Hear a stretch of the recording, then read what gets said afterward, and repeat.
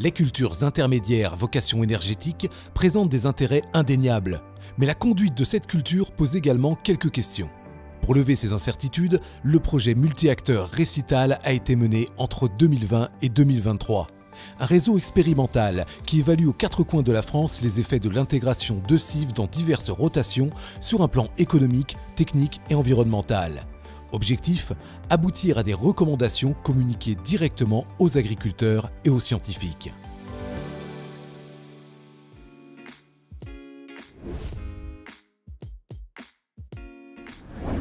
« 30 minutes supplémentaires par hectare », c'est l'augmentation moyenne du temps de travail qui a été observée sur les essais du projet Récital. Mais attention, cette charge de travail se répartit en pics d'activité, notamment sur les périodes de semis et de récolte des cives, c'est-à-dire à des moments déjà chargés hors méthanisation. Vigilance et organisation sont donc nécessaires pour ne pas être pris au dépourvu.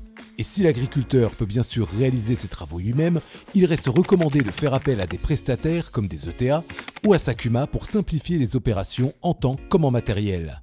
Pour rééquilibrer la charge de travail sur l'ensemble de la rotation, les opérations culturales pourront aussi être simplifiées sur les cultures suivantes. Le bilan des impacts environnementaux peut être décliné en 4 points. D'abord, la pression phytosanitaire. Sur les rotations étudiées, aucune augmentation des traitements phytosanitaires n'a été estimée et dans certains contextes, une diminution a même été calculée. Un résultat qui s'explique en partie par la compétition des cives avec les adventices. Deuxième point, la fertilisation.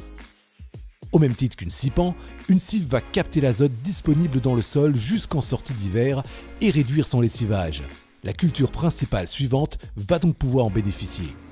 Quant au digestat obtenu, ces apports devront être pilotés, réalisés avec un matériel adéquat et à la période la plus adaptée de la rotation pour éviter au maximum les pertes d'azote.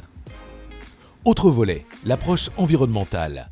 Si produire des cives implique quelques émissions de gaz à effet de serre supplémentaires, cela est largement compensé par ailleurs. En effet, les cives laissent une biomasse importante au sol de la parcelle après la récolte, grâce aux racines, mais également au chaume. Conséquence, l'agriculteur augmente significativement le stockage du carbone dans son sol. Enfin, l'efficience énergétique a été prise en compte. Il s'agit du ratio énergie consommée, énergie produite à l'échelle de la rotation. Et même en prenant en compte la possible baisse de rendement sur la culture suivante, des calculs montrent que l'ajout de cives dans la rotation entraîne une meilleure efficience énergétique.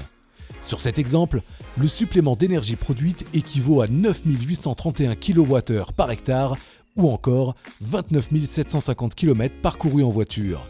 Bien sûr, plus le rendement de la cive est important, meilleure sera l'efficience énergétique.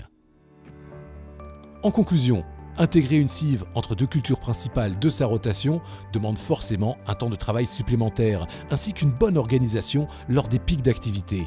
Mais les services rendus sur l'ensemble de la rotation ne sont pas négligeables, à condition bien sûr de suivre un itinéraire technique cohérent.